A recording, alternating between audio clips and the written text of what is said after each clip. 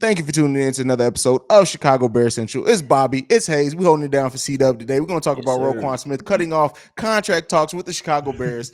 All the injuries we got going on. Apparently, Jaquan Brisker had surgery on his right thumb. We also got some For injuries to some real. other players. We'll talk about that. And then lastly, Justin Fields was compared to David Carr. Oh, I got comments. We'll get into all that and more on today's Chicago Bears Central. You are now tuned in to Chicago Bears Central, your number one place for all Chicago Bears news and content. All right, Bobby, man. Listen, I know you. Thank you for holding it down yesterday with the daily episode, getting the news out about Roquan Smith, man. Yes, sir. So it looks like he's going to be practicing. He's going to be playing. I figured that something of this will come by the start of the season. The Bears had not still fined him up until this point. Maybe they were waiting to that regular season deadline date to start finding him if they didn't come to agreement. Well, at this point, we're not going to have to worry about it. But are you at all concerned with this situation? The fact that they're cutting contract talks. It still seems like there may still be some desire to work it out there. But do you think they have to trade him? Do you think that you're going to let the season play out? Maybe franchise tag him next season? How do you think this is all going to go now that they've stopped contract negotiations? Well, first and foremost, I like what Roquan said. It's a lot of stuff that we had to dissect through to what he was saying, and what some stuff I didn't like. But one thing I did like is that he said him and Eberflus had a man-to-man conversation. So I think that speaks highly of Eberflus, and he also said it too that they had a conversation. But as far as what happens to Roquan, I think that they go ahead, they let him play, and if a compelling offer comes through, me personally, you pull the clip.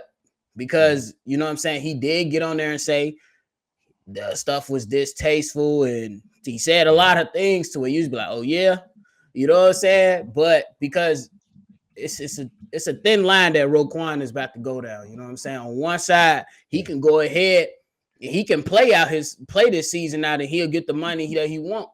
But then on the flip side, after you done talked all this smack, if you get injured, I don't want him to get injured. You know what I'm saying? But if he gets injured, then that's another thing that gets in the way of him getting his money. You know what I'm saying? So I'm definitely anxious to hear more about the contract, if it is more that's going to come out. But, hey, it's a thin line, man. But as far as what's going to happen, you let him play. If a compelling offer comes through, you pull the trigger. All right. Yeah. And I mean, it's crazy that it's come to this, bro. And I know, and like I said before, I understand the people that are on Roquan's side. I understand the people that are on the franchise's side. Really, what it boils down to is that, you know, I don't know if the distastefulness that he mentioned, like if he goes out to the open market next year, and let's say no team is offering him what he wants, and it's all kind of in line with the Chicago Bears do. At that point, does he come back to not have to leave, or is it just he's just done with the Bears? Like what does that look like? I've said it before, you know, I'm Petty Roosevelt. I would still franchise tag him, which would then still get him at that. I think it takes the top 5 at his position. It averages out. So it would still be under that reported $20 million that he wants or whatever. But is it worth it at that point? Bro, if a trade comes through, you got to trade him. Like as the season goes on, you get closer to the trade deadline. If a team makes an offer, I think you just have to trade him and unfortunately move on. And like I said before, like, yeah, there's no one player you can just come in and expect to replace Roquan right away, right? But you're far enough away from contending from a title that you would hope you'd be able to start another starting linebacker by then. So yeah, absolutely. Because I forgot who it was. I believe it was Steve-O who said that, hey, you let him go because Georgia down there, they breeding linebackers like it's nothing. And that was one statement that was kind of true because, man, linebackers are coming a dime a dozen. They kind of like running backs, in my opinion. You know what I'm saying? And it's a lot of things that we could dive into, look at stats, look at statistics, and say why he should be paid or why he shouldn't be paid. But at the end of the day, I feel like that both sides definitely, you know, cause some friction up in that. And then who's to say that, like, what if something happened on the sideline to where Eberflus get on his ass and then he started throwing temper tantrums and keying again? You know what I'm saying? Yeah. So it's a touchy situation. One thing I will commend him on is he said he gonna bet on himself. There's nothing better than betting on yourself and then going after what you feel like you deserve. I never knock him, you know what I'm saying, for trying to get what he deserved. But an agent on his side would have made the damn talks more easier and more realistic for him, because that would have opened up more connections that he can't, contact you know what I'm saying, that agent would have had more connections to be like, hey, what's the market? You know what I'm saying, for Roquan Smith from this person, this GM, this, you know, this executive, this, and that's stuff that Roquan was missing out on. You just can't look at what everybody else is getting and be like, I want that, you know? Yeah, yeah. Do you think that between now and off season next year that Roquan hires an agent? I hope so. You know what I'm Yeah. saying? Because again, it gets to that realistic thing. Let's be realistic. Look at my, because you know, a lot of GMs and front offices, they're gonna look at the stats, they're gonna look at the impact. What are you doing in this play? How you playing in this scheme? And then you get an overview of what's out there. Are there any teams willing to give me 20 million? Are there any teams like at the lowest? What's the lowest point? You know what I'm saying? If teams just want to pay me 15 million. Okay, if teams want to pay me 15 million, what are the Bears offering me? Oh, 18 million. That's the best I can get. That's why you need an agent so you can have those conversations. Yeah, I mean, hey, and I really do hope he gets an agent. You would think even with the trade request, right? If you hire an agent, they can actually try to facilitate that trade a little bit better than you doing it yourself. So all the best things come from Roquan getting an agent. I don't know if he does. I don't know if it's his stubbornness. I don't know if he just really thinks that he has this handled. But like you said, you can never blame somebody for betting on themselves. He can come out and have a huge season. He's going to be motivated, which I would love to see motivated Roquan Smith help this defense. So I'm going to love that aspect of it. He comes out here, he busts his ass, he plays, and then, you know, maybe he is worth it. And maybe even Ryan Poles goes back to the negotiating table and says, look, man, hey, the way you played this season, all right, this is what you wanted. I can offer you that. So we'll see. And one thing about the NFL versus like the NBA and things, like it's all even with once he hits the open market, everybody can offer him the same thing. Yep. There's no incentive to return to the Chicago Bears per se. They can't offer him more money than any other team. So if it gets to that point, it gets to that point. But hopefully they're able to work something out. And like you said, like it's I commend him for betting on himself. It's always good when a player feels that confidence. But then there's also that little bit of concern too, because what if he does suffer a major injury, right? Yeah. And then not only is the Bears offer probably going to be pulled and lessened, you're not going to get a lot of teams that's going to, if it's a serious injury, knock on wood. I don't wish that. I wish that on nobody. No. It's not that serious enough to wish injury on nobody because they don't want to play for your team if it gets to that point. Not doing that. But I'm just saying it is risk versus reward. And, you know, hopefully he comes out of the side getting what he feels he deserves. And shout out to Roquan and the Chicago Bears. And hey, listen, I'm just glad that as of now we can stop worrying about it. It's just about football as we head towards the regular season. So, absolutely. Agree, brother. Absolutely.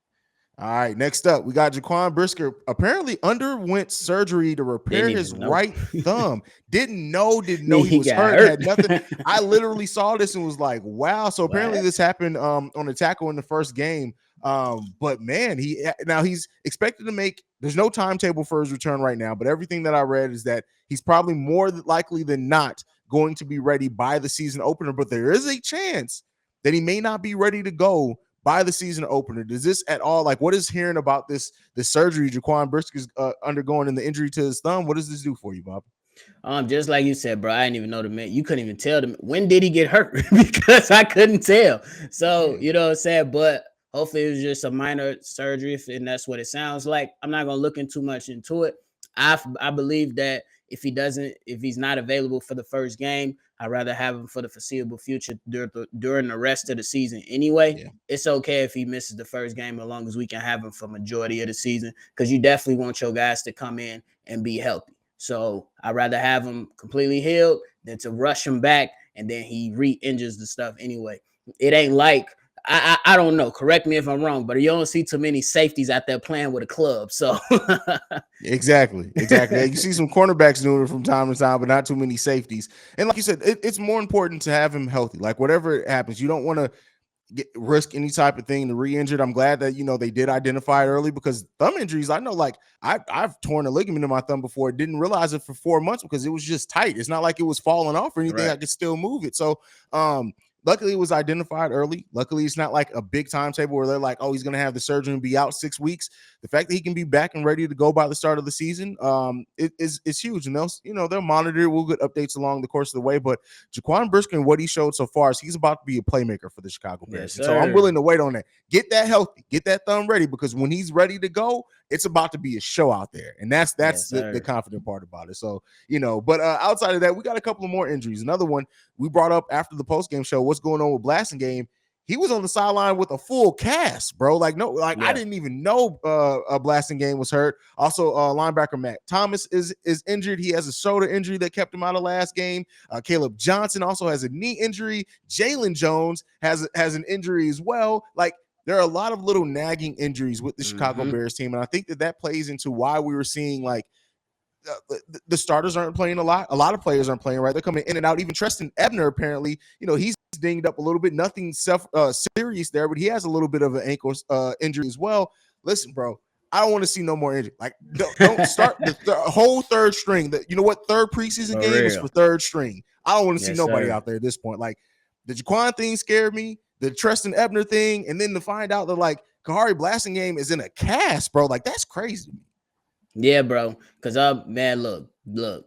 I wanted to see more of the first team, but I'm at the point where, man, let's just get people healthy. Let's get ready to go in there and beat these San Francisco 49ers. And that's what I'm anticipating. I'm already claiming my pick. I believe we can beat them and will beat them. I've been saying it for 2 weeks now. But nonetheless, let's get these people back healthy. Let's get Nathan Peter. Hey, if you want to, I even deal with Trevor Siemian. He been having a good preseason. Just put him out there. He's had a really good preseason. Yeah, man. If you want to have Nathan Peterman out there, okay, kudos to you. Let's just chill, man.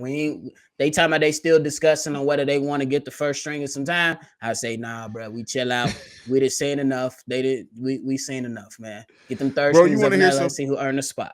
You want to hear something scary? So, Madden came out this weekend. I always get Madden. Well, I get Madden like every other year. Madden isn't an every year purchase for me, but when I do get it, I get it the day it comes out. So I got Madden, right? I played a couple of games. They have the John Madden game to start off with. I was like, oh, this is cool. I started my franchise with the Chicago Bears. When I tell you the first game I played, motherfucking Mooney got a ACL injury. I was like, you know what? This is I'm gonna stop playing this. I don't want to cause any. I'm literally not touching Madden again now till the season starts, bro. Like that's how superstitious I am, bro. Like, I'm like, come on, bro. Man, but I was playing the game. I was busting the 49ers ass too by like 21. And that happened. I literally looked at it. I put the controller down. I was like, maybe it's not going to be serious. They don't tell you the seriousness of it. I played a couple more plays. When I went back to look at the injury thing to see the update, it said torn ACL. I said, no, I'm done. Oh, yeah, they tripping. Nah. I'm done. Yeah, put that thing down. Nope. Not going to do it. Not even going to save this game. Fuck it. But yeah, hopefully, and that's why we saw the NFL go from 4 preseason games to 3. And it may sound like one preseason game, how much of a difference that makes. That makes a lot of difference when you're out there getting hit by 200 and 250 pound linebackers out there. So, they made the right decision. But all these ding ups, man. No, I want to see all third string in the third preseason game. I don't want to see. Don't even let Justin Fields put on pads. They don't even do that. Hell no, give him a headset. Give him a headset.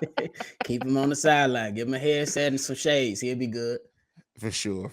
Moving into the last topic today, Michael Tannenbaum, bro. Oh, my goodness, bro. These motherfuckers get on ESPN, bro. And you said it in our side message. Like, they want to be the story. They want the headline so bad, right? He went to say this: Justin is a great talent, but he may turn into David Carr. That's just a snippet. Now, he talked about the offensive line, what the Bears did or did not do to bring in to protect him. And while there is some serious concern there, right?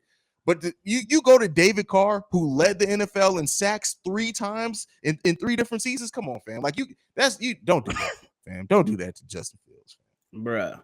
That's just ridiculous, man. Look, and then a lot of the Bears staff has done Justin Fields a disservice. One, how the season ain't even start yet, and then a lot of them, Louis Riddick, Dan Orlovsky, Mike Tannenbaum, even people on Fox, Colin, fucking Matt Forte came out of nowhere calling the Bears cheap. Like, I ain't seen or heard from Matt Forte in like 5 years, bro. Just ridiculous with the takes. The Bears are going to be the most terrible, the worst team in the NFL. What? How do y'all get that? But it's okay. I had enough of it. I'm gonna soak it in. I'm gonna take it in because first of all, I seen some people say we only gonna win 2 games. The one, bruh, do not let us win 5 games. I don't care if we don't win any more games after that. But I know that it's gonna be worse teams. The Houston Texans, I'm counting it's gonna be a worse team. Did y'all see the Commanders yesterday? already got a Bro, horrible name. Did you see the Commanders yesterday? Did you see the Seahawks when we played them? Like, there's a lot of teams that are gonna be worse than the Chicago Bears. Come on, man. All I'll say is this, bro. I've been preparing. I ordered an all black Chicago Bears hat with the logo on it, an all black Chicago Bears shirt.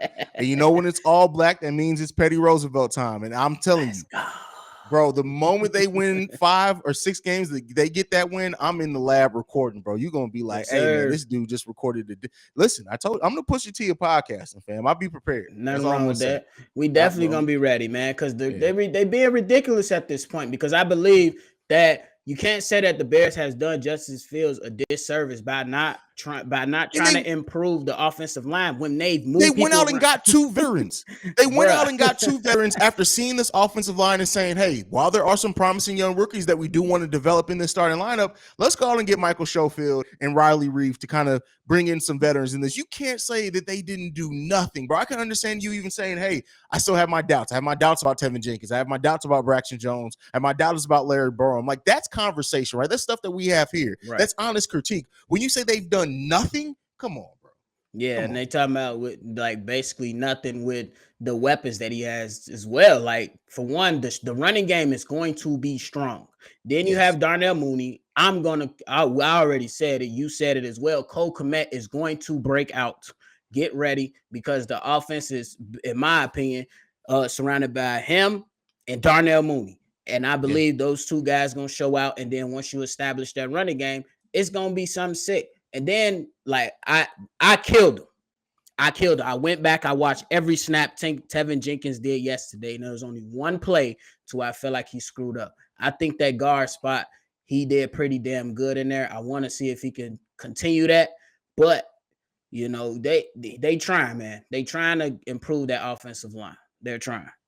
Absolutely. And listen, the offensive line is going to be a work in progress. I think that the offensive line, the way it looks week 1 versus the way it's going to look by week 6, 7, 8 is going to be drastically different as everybody settles into the roles. Tevin Jenkins, he looked good out there moving into that right guard. The right guard spot, being the starter there. Like, this offensive line is going to be a work. Like, don't get me wrong. I'm not saying that it's going to be great. It's going to be a sore spot for a while for the Chicago Bears, but there's enough there that as they're building, you can't say they haven't done nothing. When you go out and yes, it was the back end of the draft, but they're offensive linemen. When you draft that many offensive linemen with the extra picks you got, you're trying. And so we'll see how it works out, fam. I feel better on it, but we do got some updates that we can get in quickly before we start. So I don't know what this says about Blasting Game, but it looks like Bears have signed fullback Jake Vargas and played David Moore on the injury reserve.